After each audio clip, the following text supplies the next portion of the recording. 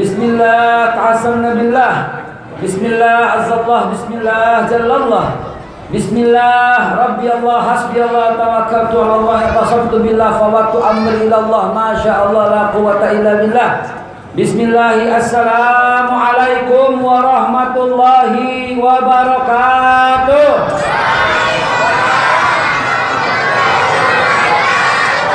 Alhamdulillah nahmaduhu wa nasta'inuhu wa nastaghfiruh wa na'udzu billahi min shururi anfusina wa min sayyiati a'malina. Man yahdihillahu fala mudhillalah. Siapa yang dikasih petunjuk sama Allah enggak bisa disesatkan.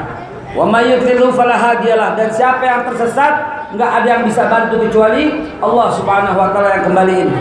Allahumma shalli wa sallim ala sayyidina wa habibina wa syafi'ina wa maulana wa zurina wa qurratu ayuna sayyiduna Muhammad wa ala alihi wa sahbihi ajmain amma ba'du. Faya ibadallah usikum wa nafsi bitaqwallah faqad fazal muttaqun faqad fazal man ittaqa wa khaba man tagha. Kalau diartiin panjang juga itu, bisa dilaporin kalau tadi. Biar yang paham aja deh. Saya belum ucap yang lain kecuali saya berkata demi Allah bukan orang yang berhak duduk di mari. Saya udah menolak para habaib yang mulia ini yang mesti berbicara. Namun tadi ada dorongan kata-kata Saifullah, ada dorongan kata-kata dari yang mulia guru kita.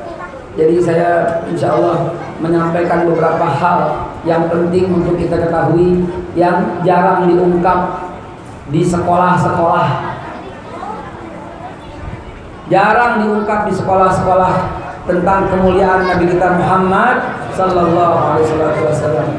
Perlu kita garis bawahi nih, Bapak Ibu sekalian, tanpa mengurangi rasa hormat karena waktu saya langsung bicara. Walaupun saya ucapkan terima kasih yang sebesar-besarnya kepada panitia yang percaya mengizinkan saya bicara. Antara percaya sama nekat dah gitu dah ya.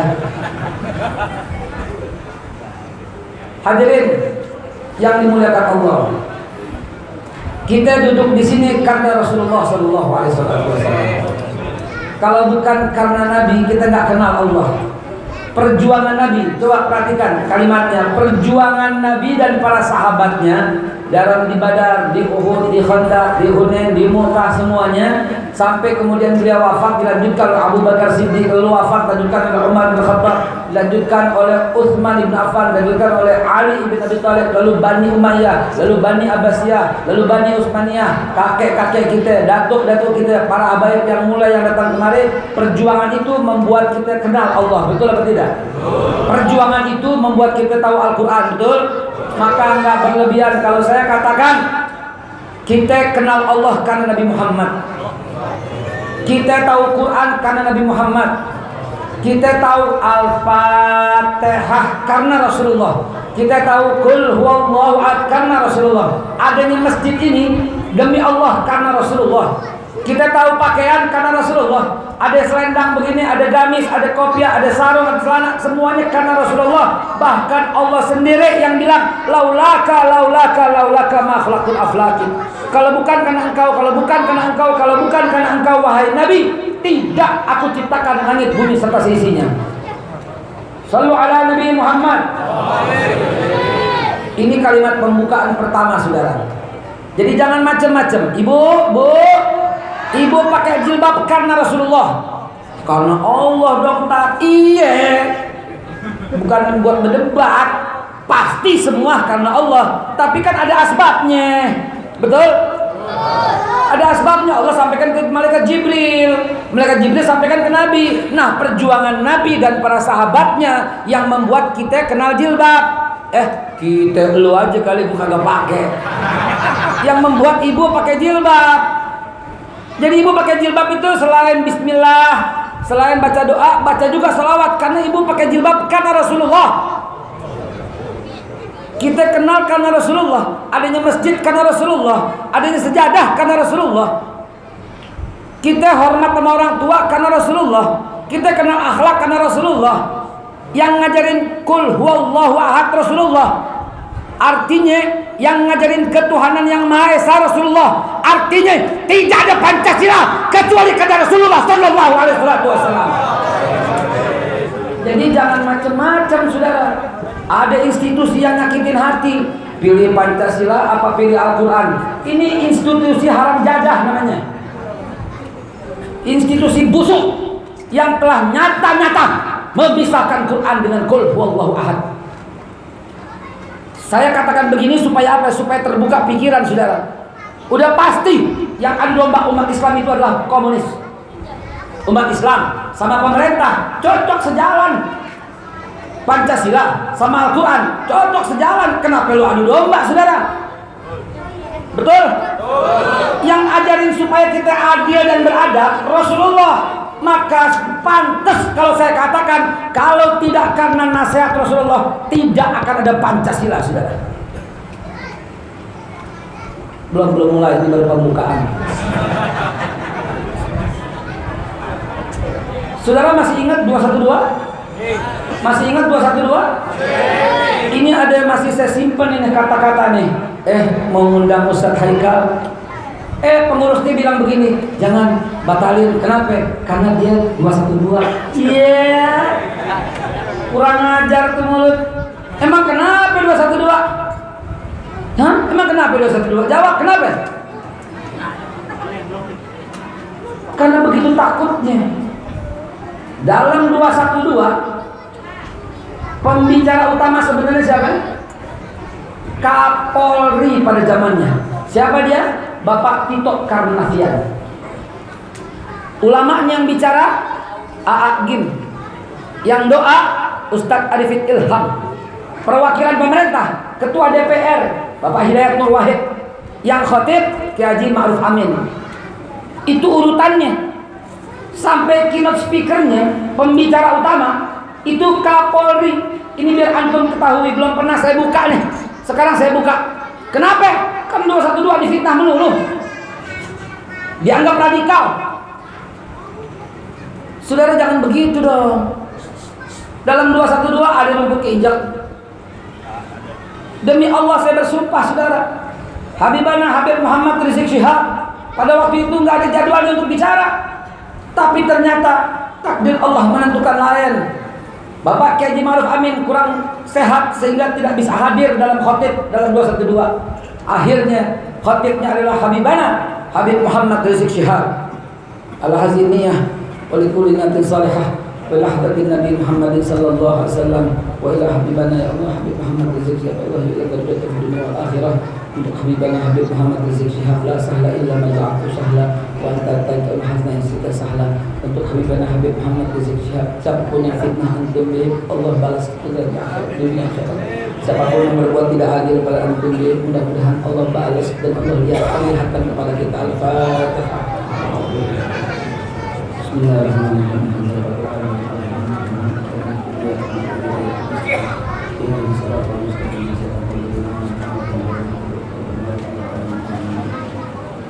Akhirnya dalam 212 Habib Rizik yang pidato, yang khotib, kebetulan ternyata hujan saudara. Pada waktu itu rumput nggak keinjak, betul? Betul tidak? Pada waktu itu ranting kagak ada yang patah, nggak ada yang pukul-pukulan, nggak ada yang lempar-lemparan, nggak ada yang keroyok-keroyokan, nggak ada. 10 soft, 20 soft pertama kita kosongin untuk bapak-bapak polisi. 20 soft berikutnya kita kosongin untuk bapak-bapak TNI. Coba bayangin acara yang sangat terhormat ini dihadiri oleh Presiden Jokowi, dihadiri oleh Menko Polhukam pada waktu itu Bapak Wiranto, dihadiri oleh Panglima ABRI pada waktu itu Bapak Gatot Nurmantio, dihadiri oleh para jenderal semua. Sekarang difitnah 212 ya, nggak usah. Siapa yang nggak dengan 212? Siapa sebenarnya saudara? 212 dibanggakan oleh Presiden Jokowi pada waktu ada utusan dari Australia datang untuk menanam modal. Pak Jokowi membanggakan 212. Lihat sekarang, saya mau buka pikiran supaya teman-teman, supaya sahabat-sahabat, Bapak Ibu sekalian terbuka pikirannya bahwa ada orang yang selalu jauhin kita dari pemerintah, saudara. Ada orang yang selalu adu domba Islam dengan Pancasila, saudara. Padahal awalnya semua berjalan baik, saudara.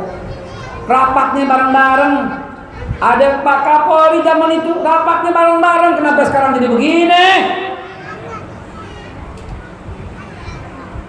Paham maksud saya, Pak? Ternyata Allah berkehendak lain. Ternyata pada waktu 212 hujan turun, saudara. Begitu hujan turun, kebetulan ada saudara-saudara kita yang sebangsa setanah air, beragama Kristen, sukunya Tionghoa, mau nikah di katedral, dan dia harus melalui jutaan umat Islam yang sedang dalam acara 212. Kita bukain nggak jalannya? Kita bukain nggak? Kita bikin pagar betis nggak? Hujan kita payungin nggak? Gaunnya nyeser kita angkatin nggak? Siapa yang angkatin? Yang keras. Siapa yang angkatin? Kenapa sekarang jadi begini, saudara? Sampai mereka pernikahan di dalam gereja katedral, kita tungguin, saudara. Begitu keluar kita payungin lagi, saudara. Begitu payungin kita anterin, kita bikin pagar betis, kita layanin sampai mobil, kita jamin keamanannya. Lihat, ini contoh umat Islam pencinta Rasulullah Sallallahu Alaihi Wasallam yang cinta damai, saudara. Takbir. Tiba-tiba sekarang jadi begini. Kita diintai terus, diliatin terus, dicurigain terus, dan ada kacung-kacung yang selalu mencatat, merekam, dan melaporkan setelah memotong dan membuat framing yang kurang baik, saudara. Gue liatin merekamnya. Jangan-jangan dulu nih. Yang saya mau sampaikan, mari kita, udah cukup yang begitu, saudara. Udah lewat yang begitu, udah lewat. Kalau kita cinta dengan Rasulullah Sallallahu Alaihi Wasallam, cinta kita mesti utuh, saudara. Apa utuhnya? Mari saya buka 47 pasal Piagam Madinah, konstitusi pertama dalam Islam, konstitusi pertama di dunia, konstitusi tertulis pertama di dunia. Tidak boleh ada yang batalin, tidak boleh ada yang langgar. Kenapa? Karena ini pesan Rasulullah Sallallahu Alaihi Wasallam, dan Allah yang sampaikan, al-yauma akmaltu lakum dinakum wa atmamtu alaikum ni'mati wa raditu lakum al-Islam madinah. Cukup, sempurna. Dan Rasulullah sampaikan lagi, alaikum bisunnati wa sunnatul khulafaur rasyidin mahdiyyin. Sehingga udah sempurna. Tapi saya mau tanya, yang tahu dapat duit 1 juta dari panitia, apa bunyi pasal 1 Piagam Madinah?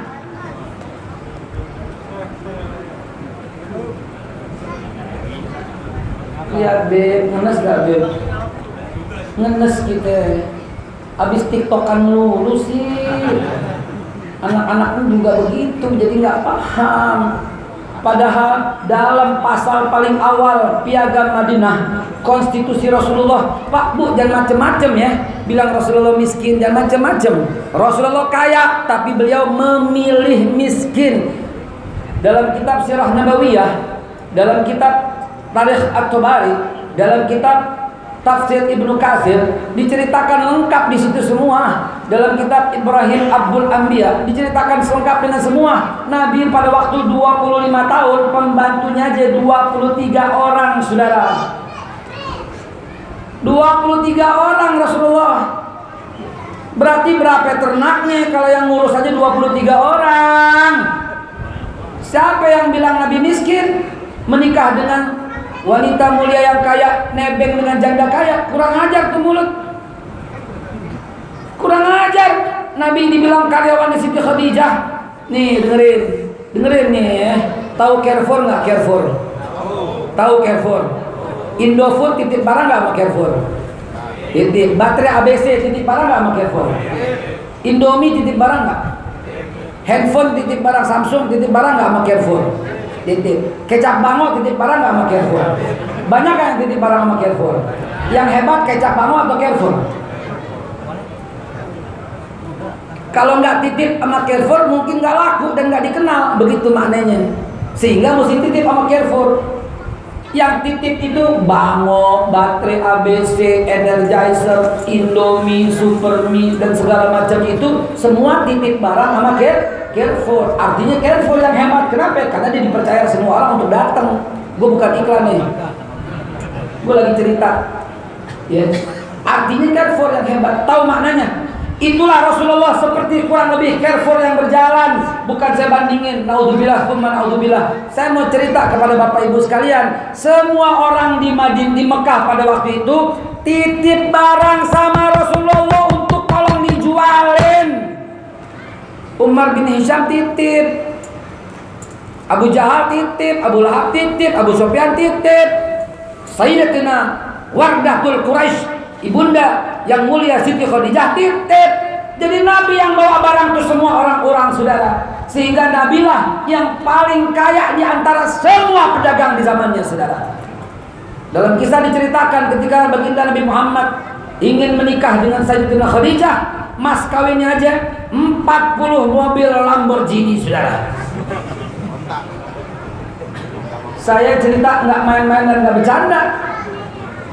Maknanya apa? Karena zaman dulu kendaraan yang paling mahal namanya unta betina. Yang nomor 2, level 2 itu unta jantan. Yang ketiga kuda jantan. Yang keempat kuda betina. Yang kelima keledai.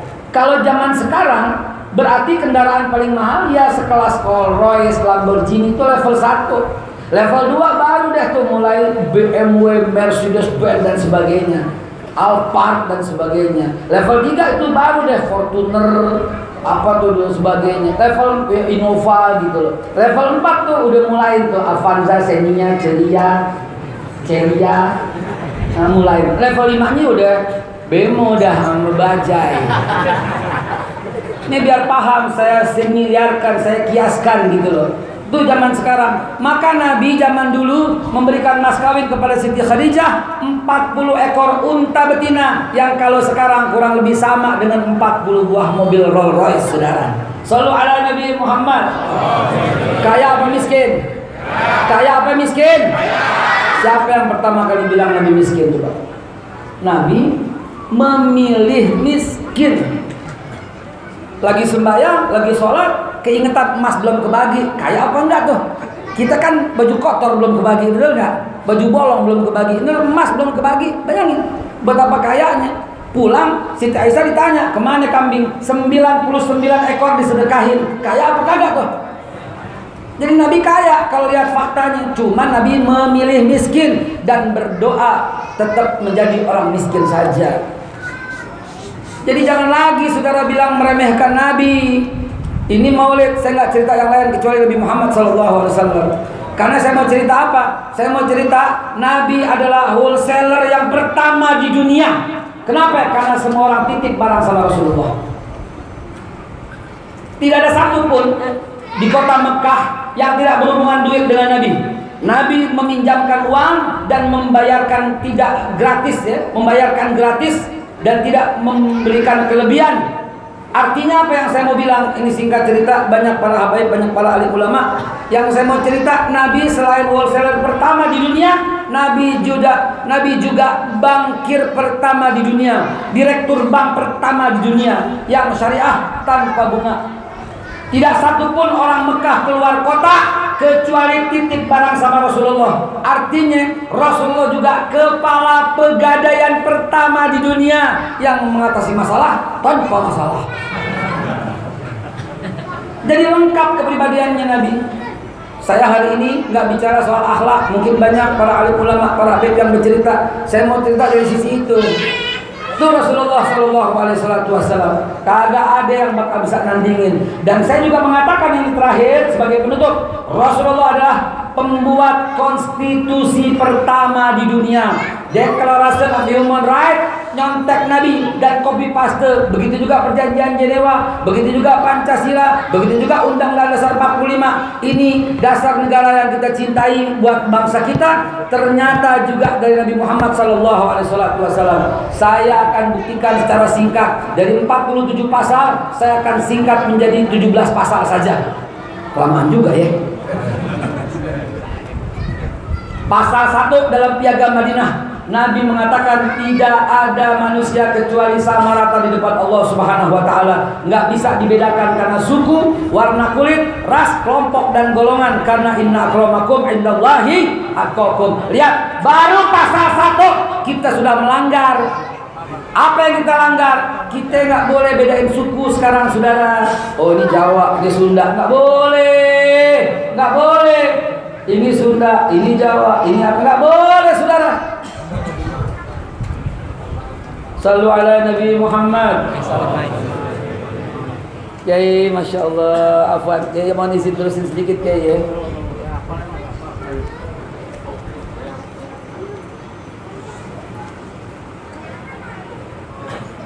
Oke, lanjut sedikit ya. Lihat, sekarang kita nggak boleh lagi bedain ya. Sebagai umat pencinta Rasulullah, yang sekaligus juga pencinta Pancasila, yang sekaligus juga pencinta Undang-Undang Dasar 45.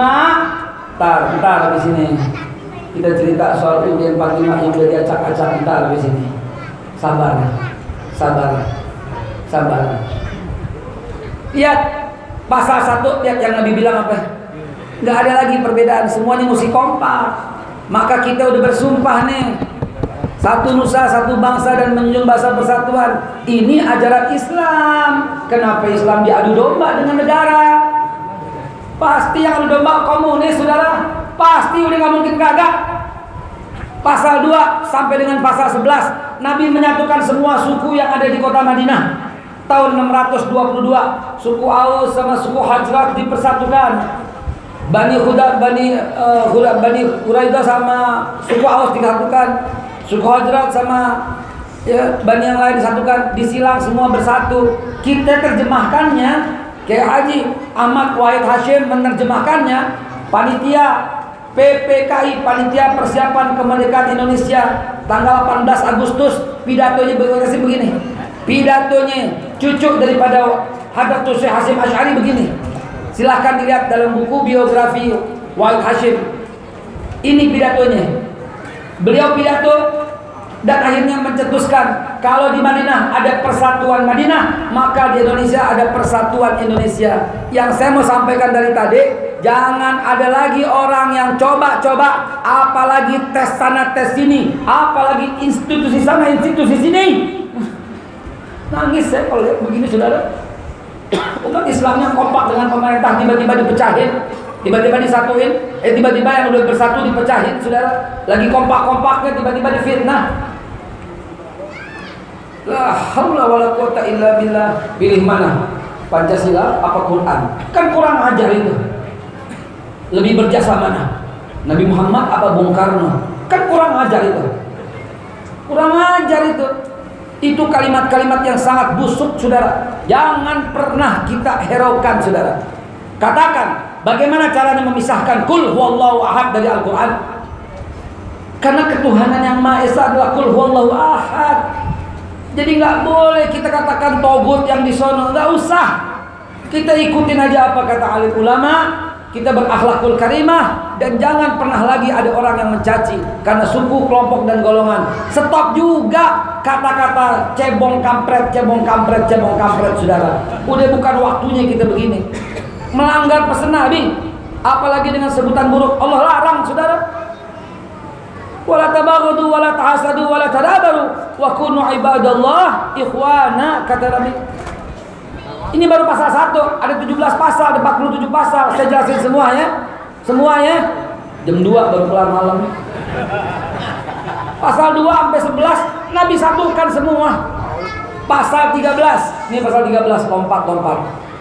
Padahal pasal 6 Nabi katakan umat Islam tidak boleh memaksa umat non-Islam untuk masuk Islam, dan umat Islam diharamkan sama Nabi mengganggu kehormatannya, kemuliaannya, hartanya, bendanya, darahnya. Lihat itu. Jadi jangan fitnah umat Islam dong. Begini caranya Islam, dan itu dilanjutkan oleh semua para sahabat. Abu Bakar juga melanjutkan demikian. Umar bin Khattab ketika masuk ke Palestina, orang sono bilang Yerusalem, buat perjanjian Wa'dal Umariyah tahun 636 dibuat. Ajarin dong sama anak-anak kita, ini loh piagam Madinah. indah banget. Di saat Raja Heraklius di utara, semua satu negara harus ikut agama Heraklius, kalau nggak dibunuh atau keluar. Di bawah ada penyembah matahari. Di sebelah kiri Habasyah ada bangsa Najasi, ikut agamanya, kalau nggak dibunuh semua. Di sebelah barat ada Persia, agamanya Majusi, kalau nggak ikut Majusi dibunuh atau keluar dari Majusi. Tiba-tiba Nabi katakan la ikraha fiddin. Siapa yang mulia saudara? Pasal 13 Nabi katakan apa? Apabila ada satu kesepakatan antara umat Islam dan bukan Islam dalam negara Madinah, di mana kesepakatan itu membawa kemufakatan dan membawa perdamaian, maka baik umat Islam maupun bukan Islam harus ikut kesepakatan itu. Ini artinya kerakyatan yang dipimpin oleh hikmah kebijaksanaan dalam permusyawaratan perwakilan. Dan Nabi katakan mesti adil semua. Tidak ada orang yang boleh. Negara harus melindungi baik Islam maupun non-Islam. Ini Nabi yang katakan pertama kali. Maka pantas kalau saya katakan tidak ada keadilan sosial kecuali dari Nabi Muhammad sallallahu alaihi wasallam. Shallu ala Nabi Muhammad. Kalau tahun lalu kita bicara soal akhlak, tahun ini kita bicara soal politik. Kenapa? Karena Nabi juga berpolitik. Maka orang-orang yang bilang Quran itu suci, masjid itu tempat yang suci, ulama juga suci, politik itu kotor, politik itu penuh intrik. Maka jangan campurkan yang suci dengan yang kotor. Ini kata-kata jahat. Emang lo aja yang boleh ikut campur politik, kita kagak, saudara. Begitu juga kata-kata yang busuk seperti ini sering digaungkan di telinga kita, saudara. Islam dan Nabi Muhammad SAW mengatur semua. Yang saya ngomongin semua politik. Pasal 29 Nabi yang buat. Kan Nabi nggak, iya ceritanya begitu gitu loh. Nabi yang pertama kali mengatakan negara harus melindungi, maka pasal 29 dibuatlah. Negara menjamin kemerdekaan tiap-tiap penduduk untuk mengambil dan seterusnya. Pasal 27 Nabi yang mengatakan semua sama dalam hukum, nggak boleh beda-bedain dalam hukum. Equilibrium before the law. Pasal 27 juga mengatakan demikian. Negara menjamin, negara melindungi semua warga negara. Jadi kesimpulannya yang saya mau sampaikan, kalau tidak ada Nabi Muhammad, tidak ada Pancasila dan Undang-Undang Dasar 45, saudara. Maka kalau kita berpikir seperti itu, memperjuangkan Pancasila, juga ikut sunnah Nabi Muhammad SAW. Kenapa? Karena ketuhanan yang Maha Esa nggak boleh ditaruh bawah, nggak boleh diringkas-ringkas, nggak boleh diperes-peres. Cucian kali diperes, saudara. Dan Menko Polhukam Bapak Mahfud MD berkata di depan Presiden Jokowi dan semua para menterinya belum lama ini, Pancasila yang sah dan berlaku di Indonesia cuma satu, yang tanggal 18 Agustus tahun 45, yang nomor 1 ketuhanan yang Maha Esa, 2, 3, 4, 5 sampai selesai itu. Jadi nggak boleh lagi diperes-peres, dan nggak ada lagi Pancasila Januari, Februari, Pancasila Maret, April, Mei, Juni, Juli, kagak ada semuanya. Hanya satu, yaitu yang 18 Agustus. Inilah yang umat Islam mesti pegang, pertahankan, dan kembali kepada Undang-Undang Dasar 45 yang murni dan konsekuen, sehingga tidak ada lagi presiden 3 periode karena bertentangan dengan Undang-Undang Dasar 45, saudara. Jangan robah-robah. Cukup kembali ke Pancasila dan Undang-Undang Dasar 45. Jangan jadi penjilat-penjilat. Saya sampaikan di mimbar yang terhormat ini agar kita terbuka bahwa selama ini kita akur, kita tenang, kita damai, kita kompak. Tapi belakangan ini seolah-olah kita bermusuhan. Kembalilah, saudara, kembalilah. Wa kunu ibadallah ikhwana. Jadilah hamba Allah yang bersaudara. Umat Islam bersaudara kepada semua kelompok dan golongan. Umat Islam bersaudara baik saudara sama mukmin, ukhuwah Islamiyah, maupun saudara ukhuwah wataniyah, sebangsa dan senegara. Ala kulli hal, mudah-mudahan membuka cakrawala kita. Kembalilah kepada Al-Quran, kembalilah kepada hadis Nabi, kembalilah kepada Pancasila yang murni dan konsekuen, kembalilah kepada Undang-Undang Dasar 45 yang murni dan konsekuen. Karena itulah yang akan stopnya sekularisme, karena itulah yang akan stopnya diktatorisme, karena itulah yang akan menyetopnya liberalisme. Dan hati-hati kalau sampai Kemal Pasha Atatürk namanya jadi nama jalan di Betawi, kita tidak akan terima, saudara. Kenapa? Karena anak TK pun tahu, anak SD pun tahu bahwa bapak sekularisme dunia adalah Kemal Pasha Atatürk. Dialah yang memberangus semua sekolah-sekolah Islam di Turki. Dialah yang melarang semua jilbab di Turki. Dialah yang telah menghapus sistem waris di Turki. Dialah yang telah melarang azan di Turki. Dialah yang dalam sidang-sidang istimewa berkata, kita abad 20 yang hari ini kita tidak butuh lagi kita yang membahas masalah buah tin dan zaitun. Orang ini penghina Quran, orang ini pencela Nabi Muhammad. Kata-katanya luar biasa. Buya Hamka telah membuat fatwa, MUI telah membuat fatwa bahwa sekularisme, pluralisme, liberalisme, komunisme itu hal yang bertentangan dengan Islam, sekaligus bertentangan dengan Pancasila. Kalau nama jalan Kemal Pasha Atatürk sampai jadi nama jalan, artinya kita sudah menginjak-injak Pancasila, sekaligus kita telah mengkhianati fatwa alim ulama dari MUI, saudara. Kita mesti tolak rame-rame dengan cara konstitusional, dengan cara duduk untuk mendengar semua pendapat para alim ulama. Hadanallahu wa iyyakum ajmain. Billahi taufiq wal hidayah. Walakum minkum. Wassalamualaikum warahmatullahi wabarakatuh. Sallu ala Nabi Muhammad.